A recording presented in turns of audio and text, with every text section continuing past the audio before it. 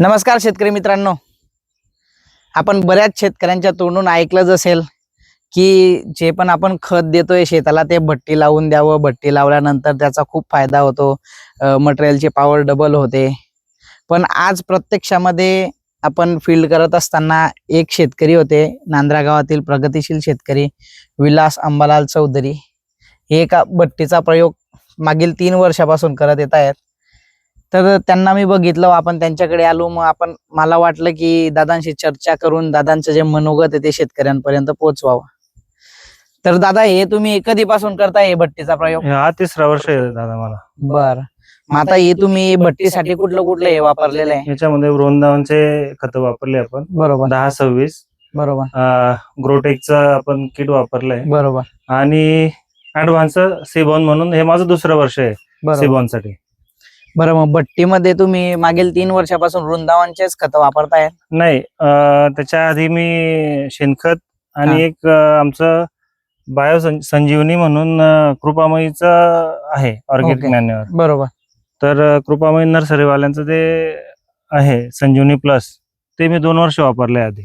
बरं, त्याच्या अगोदर मी तुम्ही असंच बेसल डोस इतर शेतकरी टाकता त्या पद्धतीनेच टाकत होते?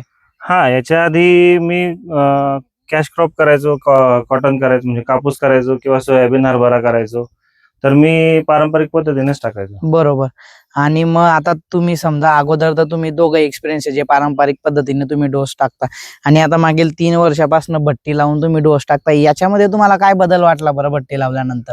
भट्टीचा इफेक्ट असा आहे की तो तात्काळ तुम्हाला लगेच मिळतो. जे तुम्ही शॉर्ट ड्युरेशनचे म्हणजे कमी कालावधीचे पिकं घेतात त्यासाठी भट्टी तर तशी सगळ्या पिकांसाठी चांगलीच आहे. बरोबर. सगळ्या पिकांसाठी लावलीच पाहिजे. आणि भट्टी लावल्यानंतर तुमच्या रासायनिक खतांचंही शेतामध्ये हे होत नाही. बरोबर. आणि तात्काळ ते पिकांना उपलब्ध होतात. बरोबर.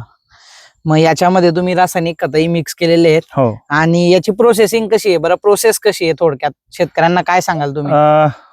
त्याला आधी जे आपलं ऑर्गॅनिक मॅन्युअर आहे आणि रासायनिक आहे किंवा न्यूट्रिशन जे आपलं आहे, तर ते लेअर बाय लेअर म्हणजे एकावरती एक थर ठेवून आणि मग आपण त्याला एक पलटी घेतो. बरोबर. झाकून ठेवतो, परत दुसरी पलटी घेतो, झाकून ठेवतो आणि मग पिशव्या भरून आपण. बरं, साधारणतः किती दिवस झाकून ठेवायचं हे? तसं जर समजा आता आपण शेणखतासाठी जर प्रयोग केला याचा, तर शेणखतासाठी किमान आपल्याला 15 दिवस द्यायला पाहिजे. बरोबर. की पहिला पलटी घेतल्यानंतर 8 दिवस थांबायचं, परत त्याच्यावर पाणी किंवा अजून तुमच्याकडे काही असेल सीबॉन सारखं एखादं हे, तर ते परत 200 लिटरच्या टाकीत काढून परत त्याच्यावरती हे घ्यायचं आणि मग एक पलटी घेऊन परत 8 दिवस